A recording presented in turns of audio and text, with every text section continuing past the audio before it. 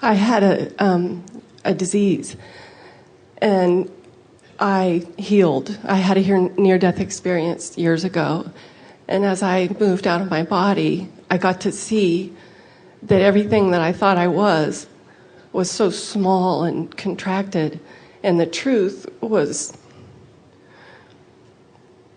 so beautiful and big and the real thing. And then given a choice to come back or not, I chose to come back. And I've been on this rampage of teaching. And what I am starting to understand is that it's always been me that's been the one learning. And I don't even really know what my question is, other than that I just have so much gratitude, and it takes me to a place where what I want to be is a really good teacher. That's what I want more than anything, is I want to be a teacher that can represent what's possible. And I keep reaching to be better and better at it. And I get confused sometimes about marketing versus attracting and hoping everybody's going to show up. And that's kind of where I probably have my biggest struggle. We think she's a really good teacher already, don't you?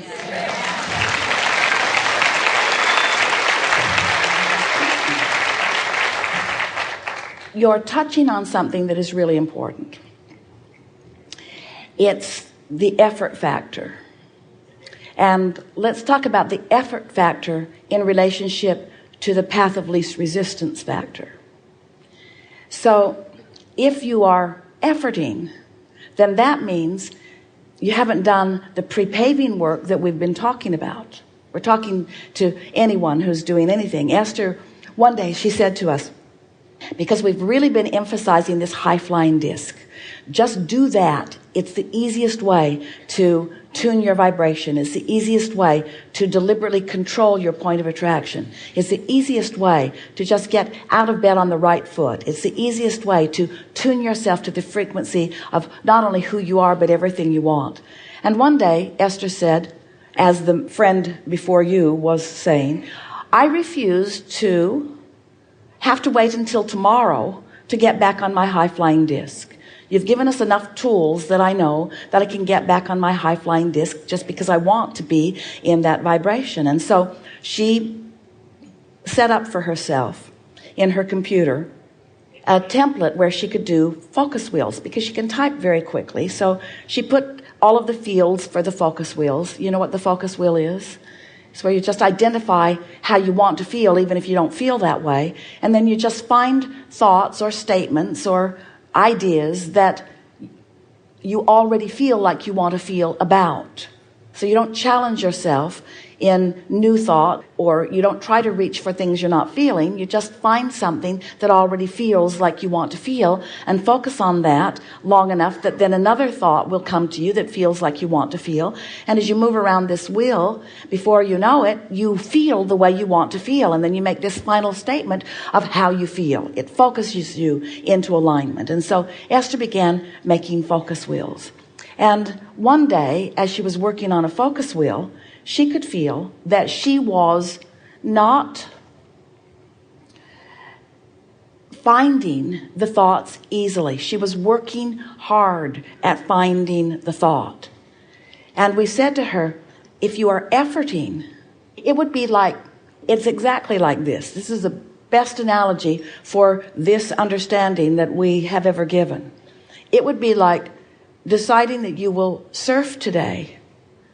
And since the wave that you want hasn't come, you're going to create it by paddling in the ocean. That's what I do. Instead of understanding that you've already created the wave with your desire, and that source already has this powerful energy moving to you, and that your role simply is to get in sync with that energy, with that power that is already there, you see.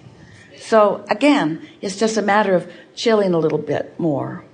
We want to say it's a matter of coming into your own sense of well-being and worthiness. But that's sort of cart before the horse thing, because what really has to take place is you find your alignment, and then your alignment produces the results, and your awareness of the results is what usually gives you that realization of who you really are.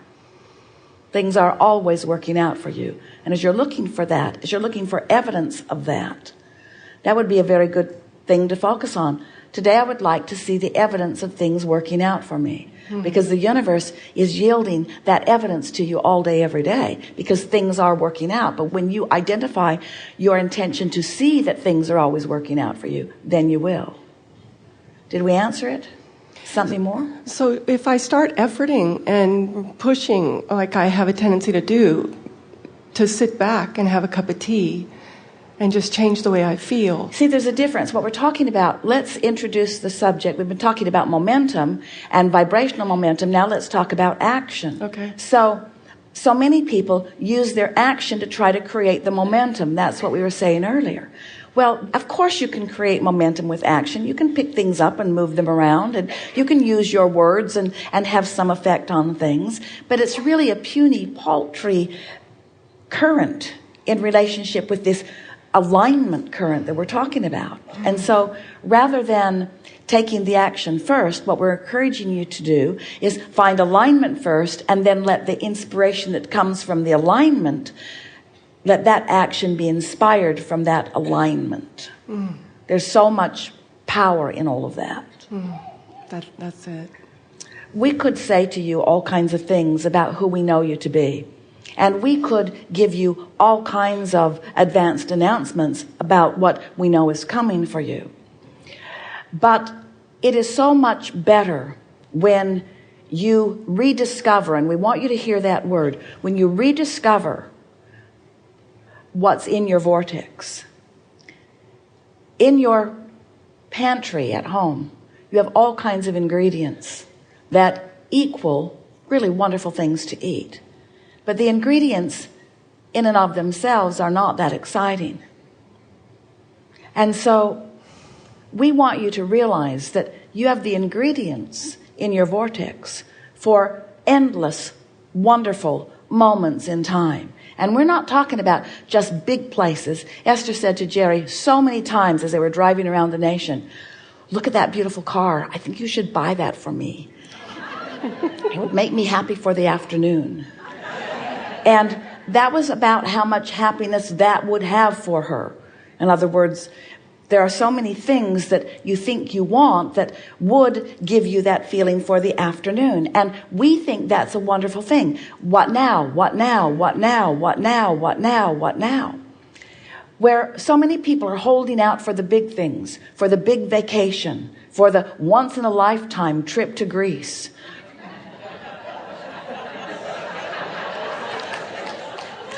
for the relationship that is the end of all relationships. The string of relationships ends with you. That's how good you are. And we want you to be continually open for the rendezvous now, and the rendezvous now, and the rendezvous now, and the rendezvous now, and the rendezvous now. And we want to say to you that your vortex has enough components within it, some that were there before you came into this body, and many that you have put there since you've been in this body. And the variety of combinations that law of attraction is putting together for you is never ending. And when you're dominant, we want to almost say singular. When you're not just primary, not just dominant, when what matters to you more than all things put together is the way you feel. So much so that you're willing and ready to tune yourself and keep yourself tuned, and tune yourself and keep yourself tuned. Because it's only when you've tuned yourself long enough that you know what that tune sounds like that you can tell if you're out of tune, right? In other words, if you haven't tuned to it, you can't tell when you're off that vibration. So tune yourself, and then just watch the components of all of that come. People say, "Hey, Bram, I've written a book and the inspiration came to me. I knew what to do. I get in these spurts and snatches of inspiration, and there it is. And now I want to market it, or now I want to bring others to it. Now I don't know what to do. What should I do? How can I take this thing that I know is of value, that I want to present to others? How can I get it to the others?" And we say, write another book. And they say, no, you misunderstood me. I've written a book. I wrote the book. It was not that much fun to do, but I wrote the book. I've got the book. I have the end result of all this that I've done. And now when I take this end result and we say, there is no end. You're not hearing me, Abraham. I finished the book. I've finished the book. I've got the book all finished. It's done. The book is done. We say there's never done. Abraham, are you listening to me at all? Do you understand that I have this ending thing that I've come to? And we say, therein lies your problem. There is no ending thing. It's, you just want to keep the energy going and the energy going and the energy going and the energy going and the energy going. And law of attraction takes care of everything else. Everything else. And when you are trying to take care of it without getting the energy going, it's hard. It's really hard. It's so hard. It's not fun. But when you care about how you feel only, now others looking on who are still dragging things around from place to place, others who are watching you taking the path of least resistance way out, oh, you lazy, easy looking for person. They may criticize you because they would like you to sweat as much as they are. People want you on their vibrational disc. Otherwise, they can't relate to you and you can't relate to them. Esther would say, I want to talk about this. I want to know what you think. And Jerry would get that grin on his face and say, I don't think you want to know what I think. I think you want me to agree with you. And that was pretty much true. So what you're really wanting to do is tend to your own vibration, find agreement, singular agreement with who you really are. Get that momentum going in such a way that law of attraction then brings those who are ready for that which you are. So awesome. Yeah. I wrote a book. It's like you were inside my Really? Really? You knew that. Who knew? Oh, we did. You're all through it. I wrote you all through. I sent you a copy, but I now need to write another book. We never read your book. We don't read your books. No, but you were in it, so I just appreciate that, and I have to write another book. That's what it is. I get it. Just keep flowing. Just keep flowing. This ties in with what you were saying earlier. If you just keep bringing it in from source and flowing it out, bringing it in from source and flowing it out, bringing it in from source and flowing it out, those who are in a vibrational place of receiving it will, and those who are not quite ready will receive it from someplace else. But if you focus upon what they're doing, and what they're doing is on a different disc, now you're joining them on the different disc. The epiphany that Esther has discovered and experienced and is enjoying more than almost anything else, maybe everything else put together, is a realization of how much futile time, how much wasted time, how futile it is to try to get anybody to get you, to try to get anybody to understand you. Because if you're trying to get them to understand you and they're not, they're in a different vibrational frequency.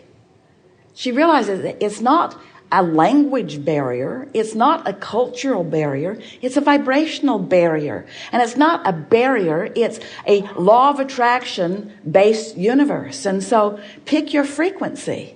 Pick the frequency that feels best to you and expect, because you can, that law of attraction will yield to you those who are a vibrational match to you. That's so great. And then you'll live happily ever after.